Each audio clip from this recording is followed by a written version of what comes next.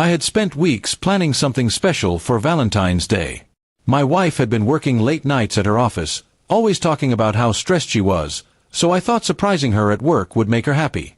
I bought a bouquet of her favorite flowers and even booked 2 plane tickets for a short romantic trip to Bali. I wanted her to know that despite our busy lives, I still cared deeply for her and wanted to make time for us.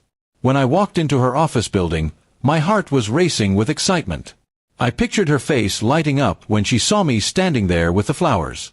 I imagined her colleagues smiling at how thoughtful her husband was. I went up to her floor, holding the bouquet and the envelope with the tickets, rehearsing what I would say. As I reached her office door, I could hear voices inside. At first, I thought it was just another meeting, but the sound of laughter caught me off guard. It wasn't her usual professional tone, it was softer, almost playful. I hesitated, then pushed the door open slightly to peek inside. What I saw froze me in place. My wife was sitting on her desk, leaning close to a man I recognized as her colleague. His hand rested on her thigh, and she wasn't pushing him away. In fact, she was smiling, her face glowing in a way I hadn't seen in months. My chest tightened, and I felt the flowers tremble in my grip. I wanted to believe I was imagining it, but the way she kissed him left no room for doubt. It wasn't a mistake or an accident. It was intentional. My throat went dry, and the envelope with the tickets slipped from my hand onto the carpet. Neither of them noticed at first. They were too lost in each other. Finally, I pushed the door open wider, and the sound startled them. My wife's face went pale when she saw me standing there. The man quickly stepped back, muttering something under his breath. She stammered, "It's not what it looks like," but her words were empty. I had already seen enough. I didn't yell or cause a scene. Instead, I placed the flowers on her desk, right beside where she had been sitting with him. "Happy Valentine's Day," I said quietly, my voice trembling but steady enough to cut through the silence. She tried to reach for me, but I stepped back. Her colleagues in the nearby offices had started to notice the commotion. I could feel their eyes on us, but I didn't care. I bent down, picked up the tickets from the floor, and held them up for her to see. These were for us. A chance to start over. "But I guess you already chose where you'd rather be." She broke down, begging me to listen, swearing it was just a moment of weakness, that she still loved me.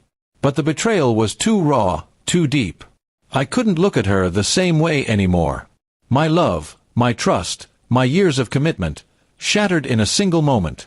I walked out of that office building without another word, leaving her standing there in tears. The flowers, once meant to symbolize love, became a symbol of everything broken between us. People stared as I passed by, but I kept walking, my mind numb and my heart heavy. That evening, instead of celebrating Valentine's with my wife, I sat alone in our living room, staring at the empty chair across from me. The silence was deafening. I thought about all the late nights, all the excuses, all the times she had been too tired. It all made sense now. In the days that followed, she kept calling, sending messages, even showing up at home, begging me to forgive her.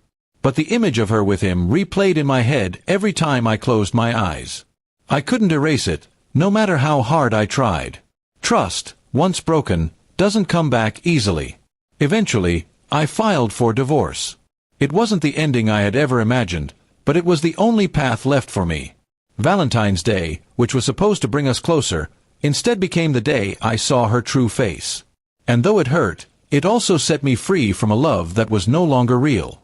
After the divorce was finalized, she tried to reach out several times, but I kept my distance. She had chosen a path that destroyed everything we built together, and I wasn't willing to live in the shadow of betrayal. Slowly, I started focusing on myself, on healing, on finding peace, and on rediscovering the man I was before all the lies. Months later, I heard from mutual friends that she regretted everything, that the man she risked our marriage for had already left her. She admitted she lost the only person who truly cared for her.